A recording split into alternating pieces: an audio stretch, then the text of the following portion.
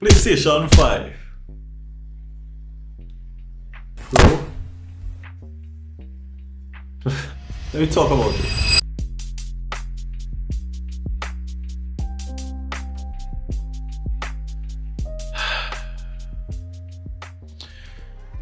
So the PlayStation 5 Pro has been revealed today. I honestly wanted to make a video on it as soon as possible, but for me storage ran out on my camera and my phone, and I was actually editing the last video you'll see me post about the iPhone 16 Pro. If you guys haven't watched that as yet, link in the description. When it comes to the PlayStation 5 Pro, there's a lot of different stuff. A lot of people is saying it is not worth it. Some people really don't care, but mostly they're not going to buy it, right? And you'll say, Rion, why would you say that? From my thoughts and my perspective, I saw they have performance mode. They did some comparisons. You know what? Let's just watch. So on the PlayStation 5 Pro, they show a presentation of The Last of Us 2 remastered, and they did a side-by-side of the PlayStation 5 and the PlayStation 5 Pro. Honestly, when I'm doing the edits, I'm not sure where I'm going to pause it, but you would see. I'm looking at these two comparisons from the PlayStation 5 and the PlayStation 5 Pro. I can't see a difference, like to say with the details of the rocks where I'm seeing right here. I ain't going to lie, I was just looking at it, I pulled it back and I'm not seeing a difference. No. It's I got it. It looks a tad, when I say a tad bit sharper and a little more detailed, but it's not that significant for an upgrade. Yes, it moves from 30 frames to 60 frames. I would say that's a very great upgrade there. Instead of seeing it looking choppy, although nobody used to notice it was 30 frames. We know it was 30 frames, but nobody noticed. It felt smooth, it felt great. Now y'all fixed a problem that wasn't an issue. But 60 frames, it would actually be great for persons who like competitive games, to say, like Call of Duty. Call of Duty could take real advantage of that. But honestly, watching the two clips side by side is like, what y'all do to give us this console for $700? Like, please tell me, please enlighten me why y'all give us this console for $700. And I'm not vexed about the price point. I'm not upset about the price point. They could class it at $800 if they want, right? But give us what we're paying for. Give us more features. And the thing is, the PlayStation don't even need a Pro version because of how great the regular version works. That works flawlessly. We didn't need a Pro, but because y'all give us a Pro and y'all disappointed us, which is crazy. Another comparison of the PlayStation 5 and the PlayStation 5 Pro and The Last of Us as well. With in the distance, you see in the tower, right? As I said, not big of a difference to say with quality. Me looking at it right now, I can see from the regular PS5 and the PS5 Pro, the tower looks sharper, yes. I'm not going to lie. When it comes to reading the words and whatsoever, and even the window, right? That when it comes to ray tracing. And that's basically it. When you playing this game, and this is just a freeze frame, when you're playing this game, are you going to be watching in the distance and pixel peeping basically to see this quality difference? I'm not. And I know I'm coming off as harsh, but no, really thinking about it wholly. Today I was actually sitting down, I saw the reveal, I saw the console, I was like so happy. And I started seeing articles, right? Okay, cool, no problem. Nothing can really change my mind, right? I was so happy. I watched the presentation myself. I was like, bet, $700. And I still was excited. I still got excited, and I was like, something wasn't feeling right. I don't know what it was. I watched it over 2-3 times and something wasn't feeling right.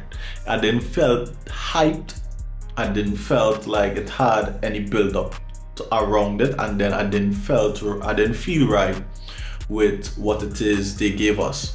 But I didn't realize that until later on, until I really started to watch different photos with the PlayStation, saw actually other reviews as well, and I was like, no, and they're right. This PlayStation 5 Pro didn't make any sense to be released today. They could have added more features like 8K, which wasn't necessary as well, because most average people in a household do not have a 8K TV, much less have a 4K TV. Even if they added 8K, it wouldn't make any sense, but it would have been worth the price to upgrade. But they could have gone a bunch of different routes when it comes to gaming and adding whatsoever features with this console. And they could at least do a better design change when it comes to the Pro, because all they did was put 3 lines in it, and it's a little bit thicker, I heard. I don't think they gave us any dimensions on the presentation, so yeah, but that is just from what I've heard. So when it comes to detail, and they call this the big 3, right? Which was actually, what's the improvements in the PlayStation 5 Pro? They have a larger GPU, and that's great. Could never complain. That's great. But the GPU that's already in the PlayStation 5, still amazing. I would say with the PlayStation 5 Pro, it would last way longer, right? So once the years pass by, maybe the PlayStation 5 is going to slow down, and the PlayStation 5 Pro would still be holding up to this day. Well, to that day. Because we had the same thing with the PlayStation 4 and the PlayStation 4 Pro.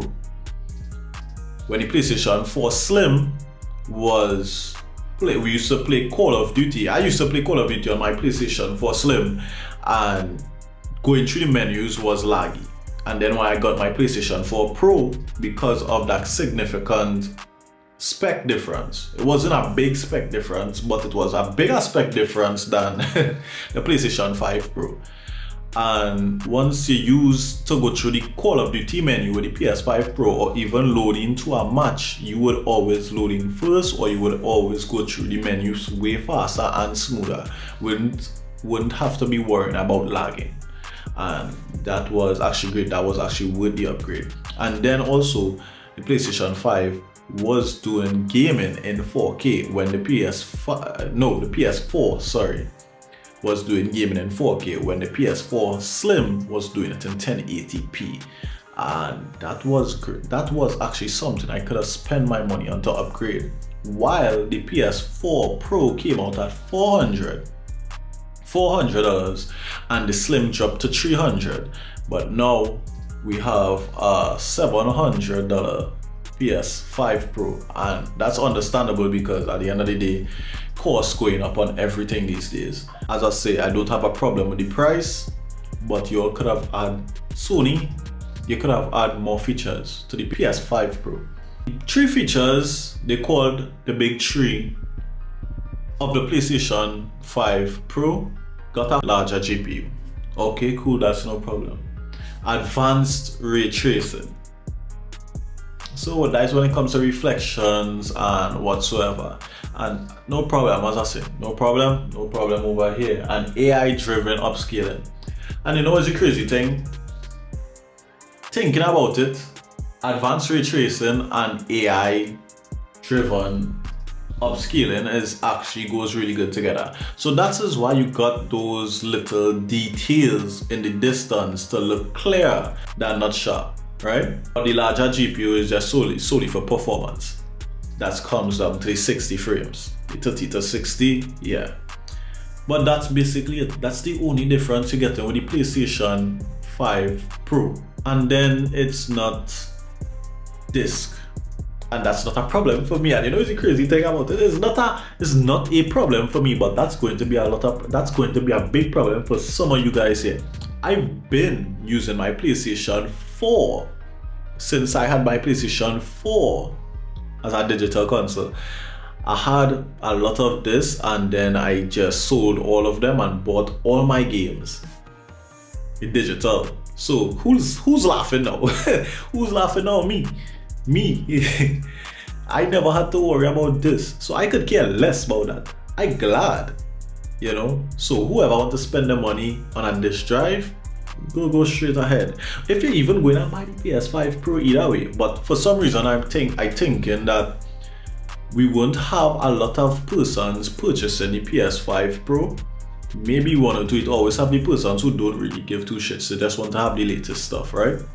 But I think the general public is not going to purchase the PS5 Pro. Especially if you have a PS5 already, you're not going to sell your PS5 to upgrade to the PS5 Pro. That just don't make any sense. People who will buy the PS5 Pro is the persons who buying a PlayStation 5 for the first time. They would rather just go to the PS5 Pro and end it. This is like the perfect opportunity for you to buy a PS5. And the PS5 Pro is coming out on November the 7th. So you have time. I sold my PlayStation 5 a while back and I don't think I'm going to the Pro. I think I'm still going for the Slim. If the Pro price wasn't that high, 700 is crazy.